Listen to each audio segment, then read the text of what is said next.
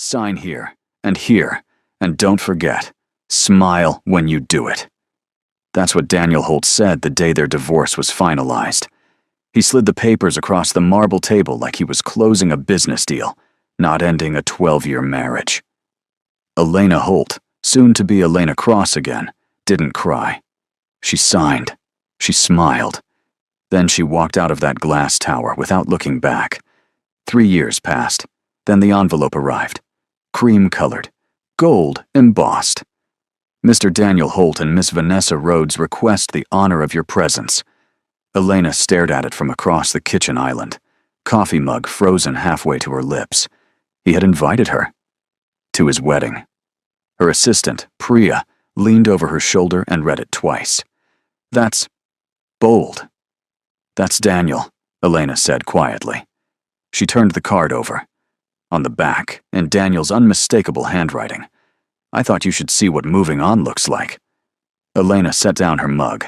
A slow, dangerous calm settled over her face. She reached for her phone and called her head of security. Marcus, clear my Saturday. She never recovered, Daniel said, swirling his whiskey. Some women just can't handle losing. His groomsmen laughed. His best man, Troy, laughed loudest, though he'd never actually met Elena. Daniel had built a whole story around their divorce. Elena was bitter. Elena was broken. Elena spent her days replaying what she'd lost. He'd told Vanessa the same thing on their third date, and Vanessa, young, stunning, impressed, had nodded with wide, sympathetic eyes. Poor thing, she'd said. What Daniel had carefully left out. Elena had left their shared penthouse with nothing but 2 suitcases and a mind sharper than anything he owned. She hadn't asked for alimony. She hadn't fought for the house. She'd said, keep it. All of it. At the time, he thought that meant she was defeated. It would take him 3 more years to understand that Elena Cross didn't fight over things she'd already decided to leave behind. He sent the invitation because he wanted her to see. The lavish venue. The beautiful bride. The life upgraded. He wanted the image of it to haunt her. He had no idea what she'd become. Ma'am, the Geneva partners confirmed. The valuation cleared 9 figures this morning. Elena didn't look up from the architectural blueprints spread across her desk. Tell them I'll review the terms Thursday, and reschedule my Zurich call. Push it 1 hour. Priya tapped her tablet rapidly. Done. Also, the RSVP deadline for the Holt wedding is tomorrow. Silence. Elena finally looked up. Outside her floor-to-ceiling windows, the Manhattan skyline blinked in early morning light. Her company, Crossbuild Ventures, occupied 3 floors of this building. 3 years ago, she'd started it from a rented desk in a shared office with $40,000 she'd saved without Daniel ever knowing.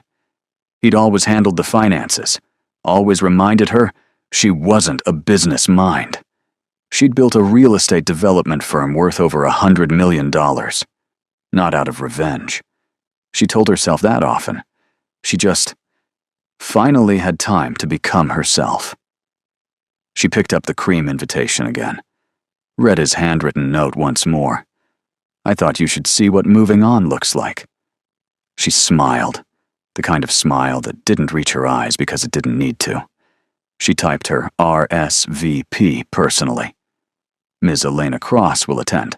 +2. Don't, Marcus said flatly, watching her clasp a diamond bracelet at her wrist. Don't what? Elena asked innocently. That face. You're doing the face. Elena turned to the mirror. Floor-length champagne silk. Her natural hair pinned with quiet elegance, a few strands loose around her face. No loud color, no dramatic statement piece. Just precision. She looked expensive in the way that required no announcement. I'm attending a wedding, she said. You're attending his wedding? Marcus corrected, arms folded across his broad chest. Her head of security had worked with her for 2 years. He knew every version of Elena. This one, still, focused, immovable, was the version that made people regret things. Marcus, she turned from the mirror. What do I always say? He exhaled. You don't go to battles. You go to conclusions. Exactly. She picked up her clutch. The cars? 3 vehicles, tinted. Your usual detail. She nodded once, then, almost to herself. He wanted me to see what he built. Fair enough. She walked toward the elevator. Let's go see what I built. The venue fell quiet before anyone understood why. The Harlow estate was breathtaking. Rolling grounds, white floral archways, 200 guests in their finest, champagne towers, a string quartet, the kind of wedding that cost more than most people's homes. Daniel stood near the entrance, greeting early arrivals, when the first black SUV rolled through the gates. Then a second, then a third, all tinted, all silent, moving with quiet, deliberate coordination. They parked in a precise line. The doors opened. 2 security personnel stepped out first. Suits, earpieces, the unmistakable posture of professionals. Then 2 more from the third vehicle. They formed a loose perimeter without a word. Then the middle door opened. Elena Cross stepped out. She didn't hurry. She didn't scan the crowd nervously. She simply emerged, silk catching the afternoon sun, diamonds catching the light. Eyes forward. A woman nearby leaned to her husband. Who is that? He had no answer. Daniel, 30 feet away, had gone completely still. The champagne glass in his hand felt suddenly very heavy. Vanessa appeared at his elbow. Daniel? Who is she? He swallowed. Nobody. But nobody. Nobody arrived with 4 bodyguards and 3 private vehicles, and every person on that lawn knew it. I heard she runs a company worth over $100 million. No, I heard it's more. International deals, real estate. That's his ex-wife? The whispers spread faster than the champagne. Elena moved through the garden with the ease of someone attending an event she'd organized herself. She greeted strangers warmly. She complimented the florals to the coordinator. She accepted a glass of sparkling water, not champagne, and stood near the fountain with the quiet confidence of a woman who owned rooms she walked into. Marcus positioned himself 8 feet behind her, face neutral. Daniel's mother found Elena first. Margaret Holt, silver-haired, sharp-eyed, always the most perceptive person in any room, crossed the garden with her hands clasped. Elena. Her voice was careful. Margaret. Elena smiled genuinely. You look wonderful. Margaret studied her, the silk, the security detail, the stillness, and something complicated passed over her face. Pride, maybe, or guilt. You've done well, Margaret said quietly. I have, Elena agreed. No false modesty, no performance.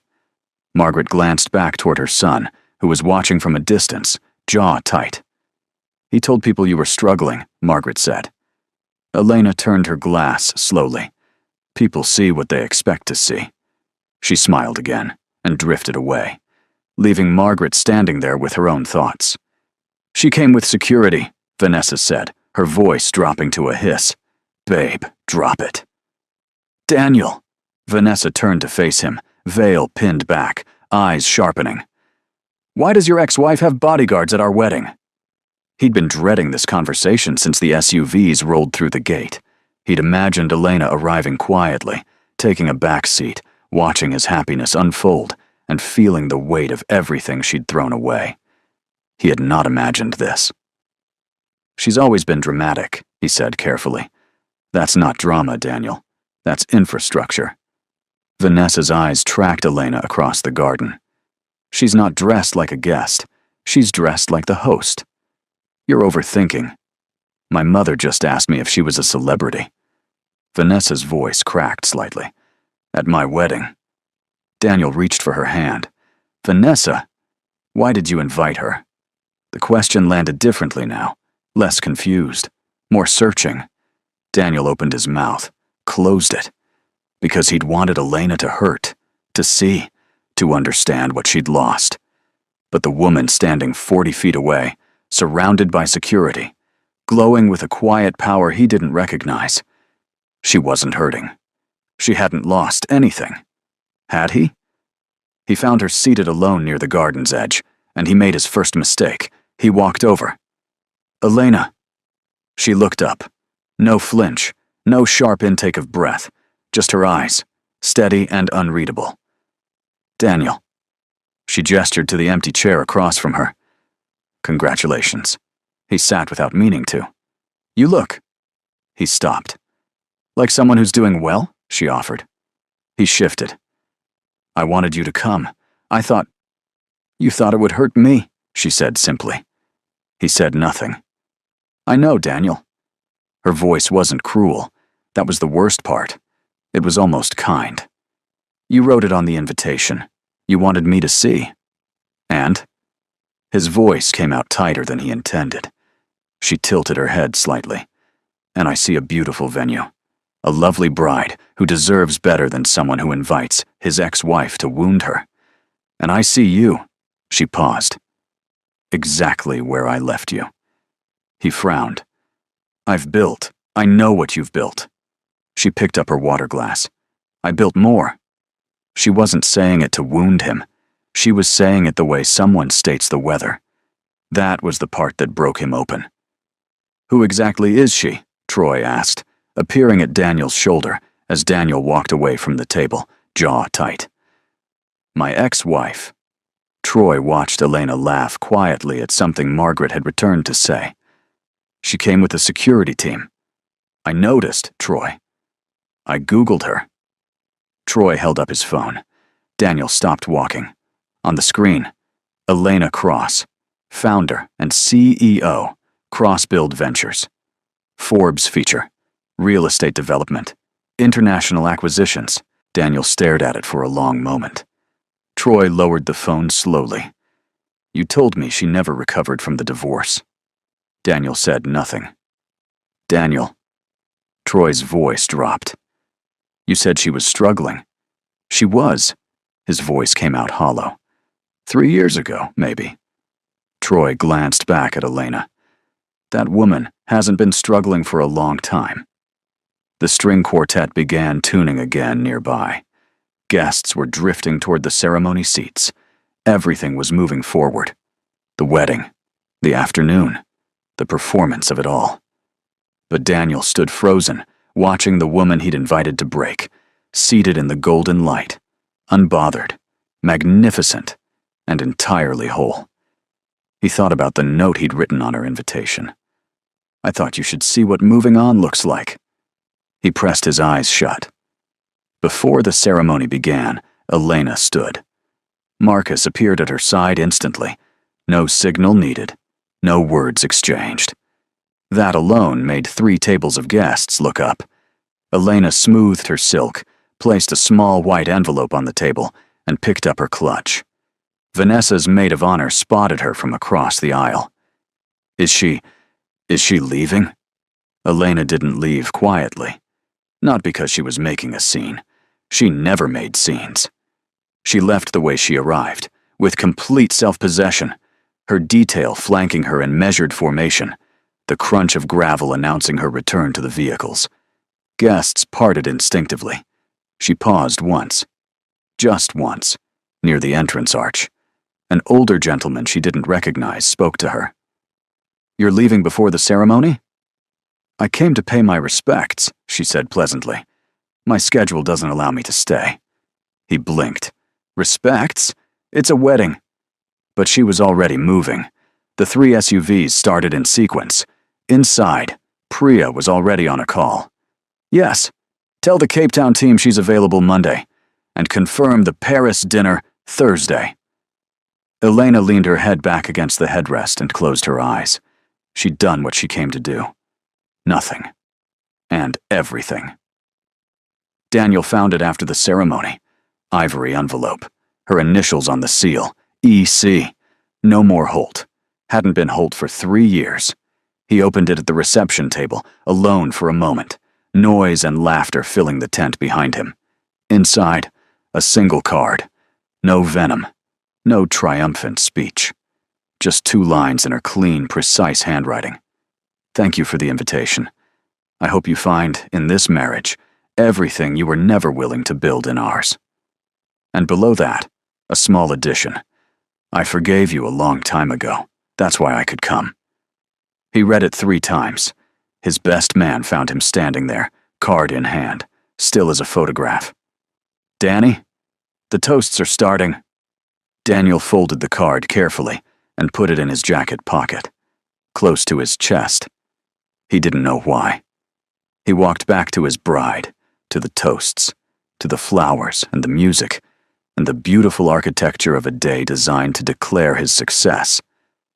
But something had shifted, quietly, irrevocably, in the space Elena Cross had occupied for exactly 90 minutes before leaving without looking back. Back in the city, Elena stood at her window. The skyline glittered. Her phone held 17 unread messages, partners, advisors, a journalist requesting an interview. Her life hummed at a frequency she'd had to learn to hear. Priya had asked, on the drive back, was it worth going? Elena had taken her time answering. She'd gone because she'd wanted to know. Not to wound Daniel, not to display herself, not even to prove anything. She'd wanted to know if the old ache was still there. The one that lived in the corner of 12 years, and shared dinners, and quiet Sunday mornings, and all the small kindnesses that had slowly, quietly drained away. She stood at the window now and checked, searched herself the way a surgeon probes carefully, clinically. The ache wasn't there. There was something else, quieter, warmer, something that felt like completion. She picked up her phone and called her mother. "How was it?" her mother asked. Elena watched the city lights blink and shift. "He wanted me to see what moving on looks like," she said softly. "I think I showed him." She paused. "And then I went home to mine." The most powerful response to someone who expects your pain is your peace. Elena didn't compete. She didn't collapse.